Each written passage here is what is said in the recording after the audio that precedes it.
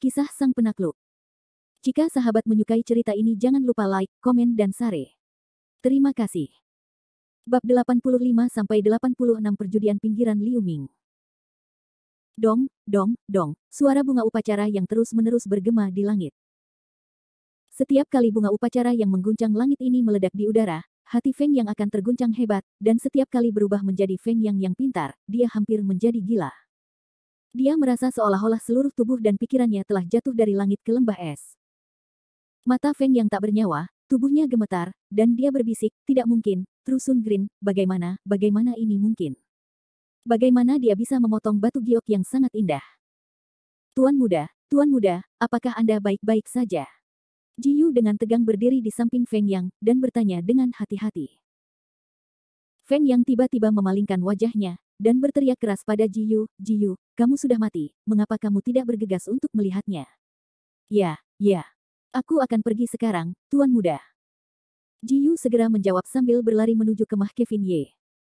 Para perhiasan yang awalnya mengelilingi Feng Yang telah menghilang. Mereka semua berkumpul di sekitar Kevin Ye, gerakan mereka sangat cepat. Namun, ini adalah kasus bagi para pedagang. Mereka diizinkan untuk mengebor di manapun ada keuntungan. Ini tidak dapat disalahkan pada mereka. Pada saat ini, dua batu yang ditinggalkan telah diambil sepenuhnya. Bagian dalamnya bersinar dengan cahaya hijau, dan cahaya yang mengerikan itu terlalu menyilaukan. Mata semua orang menatap kedua potong batu giok itu, beberapa terkejut, beberapa bingung, dan sebagian besar dari mereka serakah. Saudara Ye, Anda terlalu hebat. Kedua batu ini benar-benar diselamatkan oleh Anda terlalu hebat. Saya pikir domba gila yang menyombongkan diri kali ini pasti akan kalah. Howard Zhang terus menyanjung Kevin Ye. Ekspresinya sangat bersemangat. Zhang Sun tidak dapat lagi mempercayai matanya sendiri, apa yang kulihat? Apa yang kulihat? Sebuah batu yang sudah terpotong-potong, benar-benar memotong batu giok kelas atas seperti Tru Sun Grin. Jangankan Zhang Sun, hampir semua pengusaha perhiasan merasa bahwa mereka buta. Sepotong batu mentah yang semua orang pikir adalah batu yang tidak berguna tiba-tiba berubah menjadi harta karun yang bernilai puluhan ribu kali lipat dari harga aslinya. Dampak semacam ini menyebabkan semua orang menatap Kevin Ye dengan ketakutan di mata mereka. Dua potong kaca, hijau matahari positif. Aku merasa seperti jantungku berhenti berdetak. Sambil memegang dua batu giok berkualitas tinggi ini, Lao Yang sudah menyeringai lebar. Jika dalam situasi normal, Lao Yang pasti bisa menemukan sepotong batu giok dengan kaca di dalamnya. Namun, hari ini berbeda. Terlepas dari apakah Kevin Ye menang atau kalah, rencana Feng Yang untuk menekan King Yuan benar-benar gagal. Untuk bisa memotong biji kaca, batu giok kelas atas seperti Tru Sun Grin hanyalah iklan yang tak terlihat. Di masa depan, siapa yang berani mengatakan bahwa biji King Yuan adalah barang kelas 2? Hijau Tuan, aku tidak pernah menyangka bahwa aku, King Yuan, akan bisa memotong batu giok hijau Tuan, hahaha. Lao Yang tertawa terbahak-bahak, semua orang bisa melihat betapa senangnya dia dengan dirinya sendiri. Howard Zhang adalah tipikal orang yang rakus uang. Meskipun dia tidak tahu asal-usul batu giok kekaisaran ini, melihat tatapan ngeri semua orang, dia tahu bahwa kedua batu giok ini pasti sangat berharga. Hei, Pak Tua Liu, berapa harga dua potong giok kaisar ini? Howard Zhang menarik Michael Liu dan bertanya dengan penuh semangat. Berapa harganya? Michael Liu memutar matanya saat melihat Howard Zhang dan mendengus, ini adalah harta karun yang memiliki harga dan tidak ada pasarnya, dapatkah diukur dengan uang? Secara dangkal. Mona Liu juga tertawa ringan, siswa Zhang, dua giok ini memang tak ternilai harganya, jika ditotal, harganya setidaknya 50 juta. Sayang sekali akan lebih baik jika itu adalah sepotong giok. Jika itu adalah sepotong yang utuh, maka harganya setidaknya lebih dari 100 juta. Lebih dari 100 juta. Saudari Liu, apakah Anda bercanda? Howard Zhang tergagap, wajahnya dipenuhi dengan keterkejutan. Merasa sangat cocok untuk memanggilnya sebagai kakak Liu. Dia tersenyum tipis, apakah aku terlihat seperti sedang bercanda? Meskipun kedua batu giok ini terbuat dari kaca, keduanya dipotong-potong dan ukurannya tidak terlalu besar. Dengan demikian, nilainya sangat berkurang. Jika itu adalah batu giok utuh, maka itu tidak akan ada bandingannya. Harganya bisa naik 3 kali lipat menjadi 2 kali lipat dari harga aslinya. Kenapa dia bukan batu giok utuh? Mendengar kata-kata Mona Liu, Howard Zhang menghentakkan kakinya dengan penuh kebencian. Pada saat ini, suara Kevin Ye terdengar santai, Hiachin, jangan menyimpan dendam, bocah.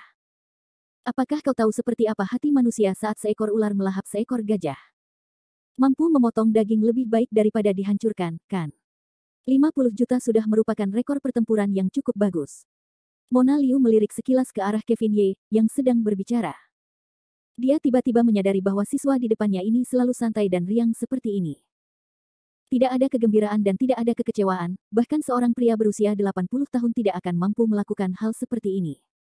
Temperamen unik ini secara bertahap menarik perhatian Mona Liu. Kevin Ye tidak tahu apa yang dipikirkan Mona Liu, tetapi dia menatap Michael Liu. Maksudnya sangat jelas, yaitu mereka bisa mulai sekarang. Michael Liu segera menyatakan bahwa dia menerimanya, wajahnya penuh kegembiraan. Setelah kejadian dengan King's Green ini, kepercayaan Michael Liu pada Kevin Ye semakin meningkat.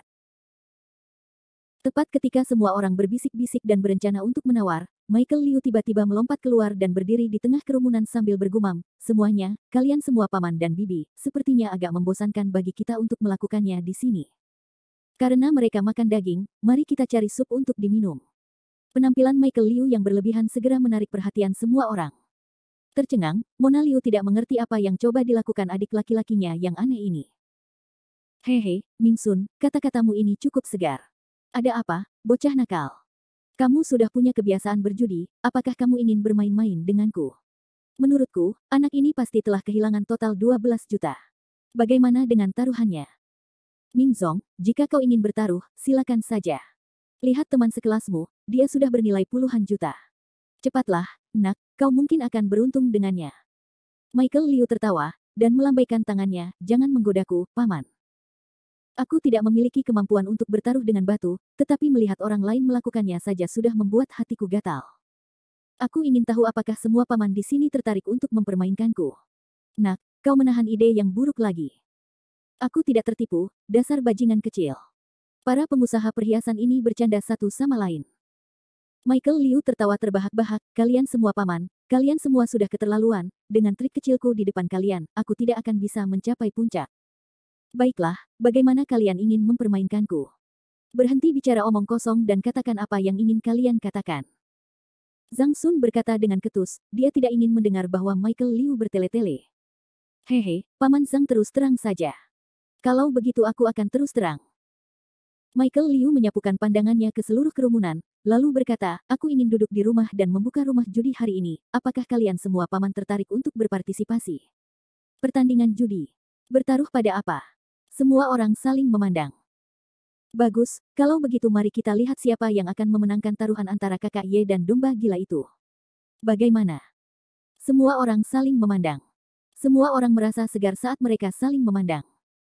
Bagaimanapun, bertaruh pada batu adalah sesuatu yang bisa dimainkan, dan itu tampak agak membosankan bagi mereka yang ada di sini.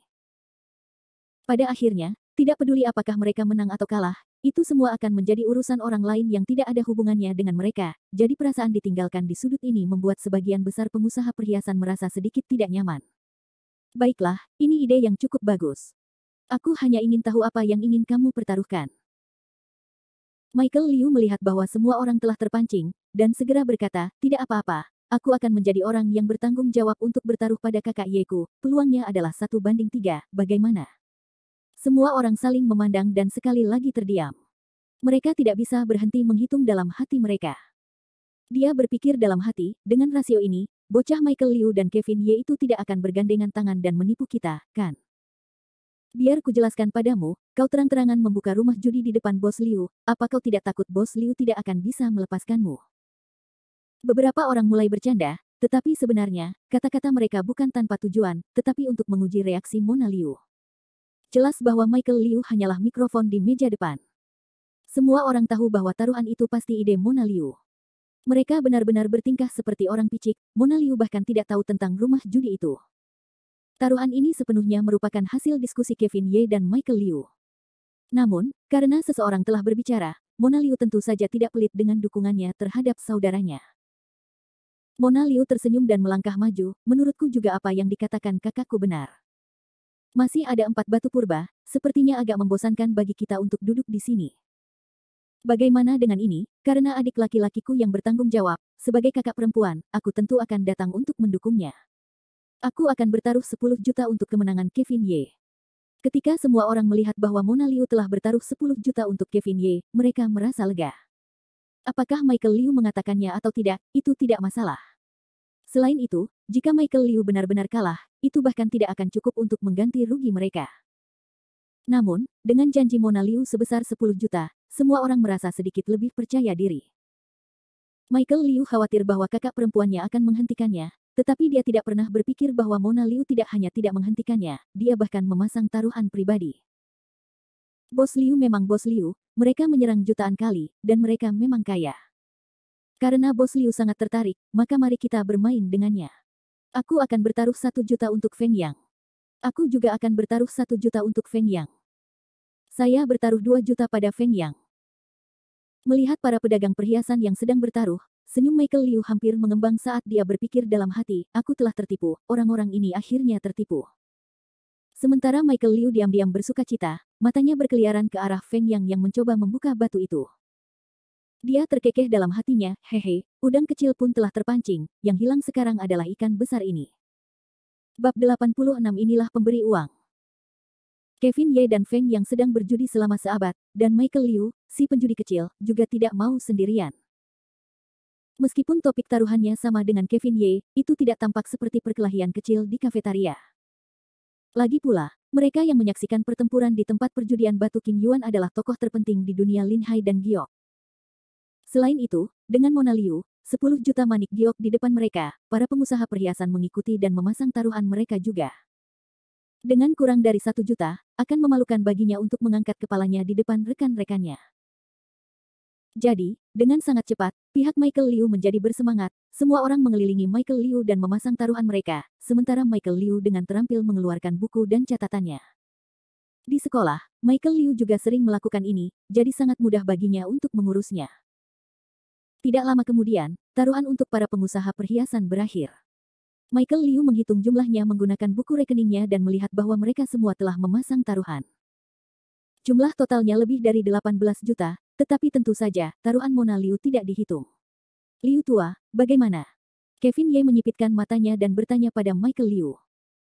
Michael Liu segera memberi isyarat, oke, dan tertawa, keuntungannya lumayan.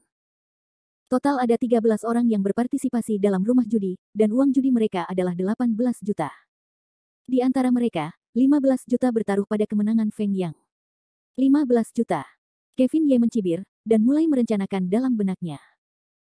Orang harus tahu bahwa 15 juta bukanlah jumlah uang yang kecil, itu cukup untuk mengganti kerugian yang diderita Michael Liu sebelumnya. Saudara Ye, apakah menurutmu domba gila itu akan memakan umpannya? Michael Liu tidak percaya diri dan menatap pihak lain. Kevin Ye mendengus, dia cemberut dan berkata, jangan khawatir, dia pasti akan memakan umpannya, lihat, bukankah burung pembawa pesan itu akan kembali. Tunggu saja, orang itu tidak akan bisa duduk diam lagi segera. Hehe. Berpikir bahwa ia akan segera dapat memenangkan uang Feng Yang, Michael Liu merasa sangat senang di dalam hatinya. Mereka berdua berdiri di samping mesin pemotong batu dan mengobrol sebentar, ketika tiba-tiba, mereka mendengar sebuah suara. Anak nakal keluarga Liu, karena kau ingin bertaruh, hitunglah aku. Aku akan bertaruh 1 juta untuk kemenangan Kevin Ye. Kevin Ye dan Michael Liu tiba-tiba mengangkat kepala mereka, orang yang berbicara itu tidak lain adalah lelaki tua bermarga Zhang yang sedang membuka batu itu.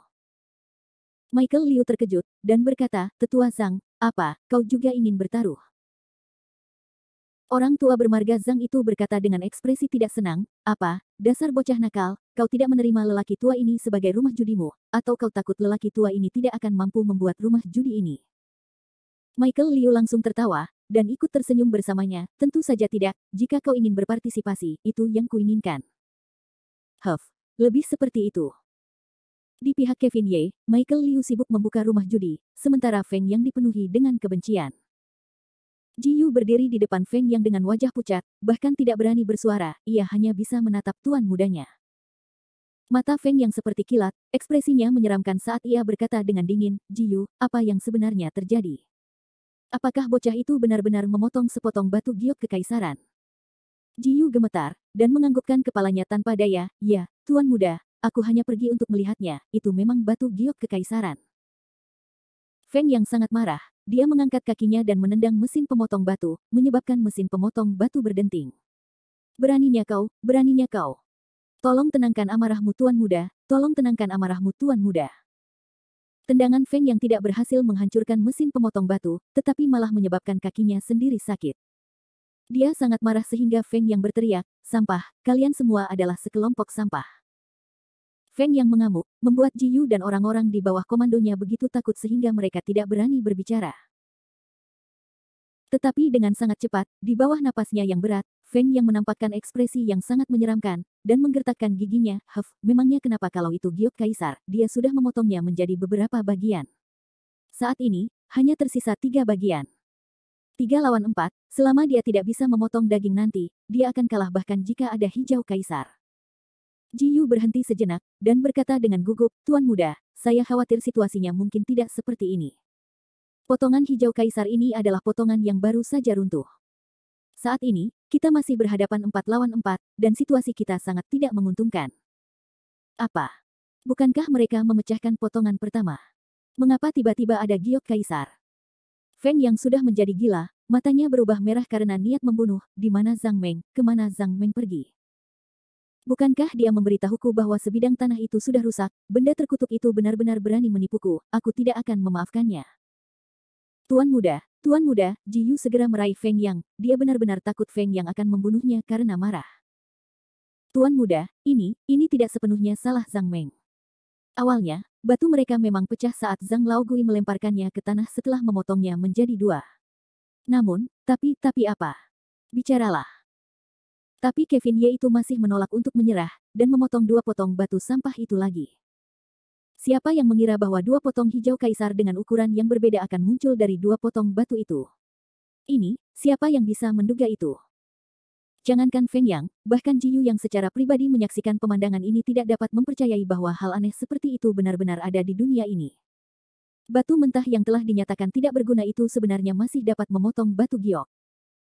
Feng yang sangat marah sehingga seluruh tubuhnya mulai gemetar, matanya mulai mengembara, dan tangan serta kakinya mulai bergerak tidak wajar.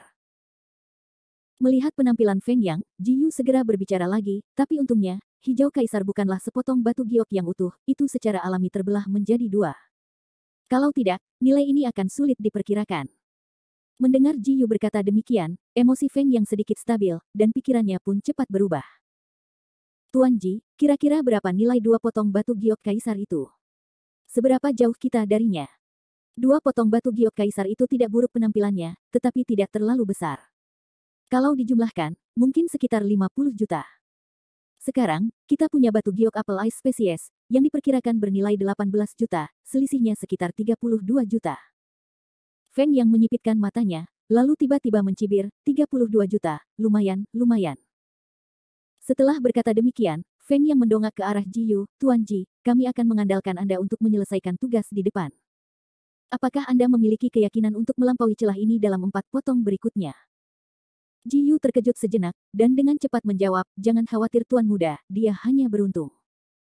4 batu mentah berikutnya yang kita miliki semuanya bermutu tinggi, asalkan kita memotong 2 potong kaca, mereka pasti akan kalah.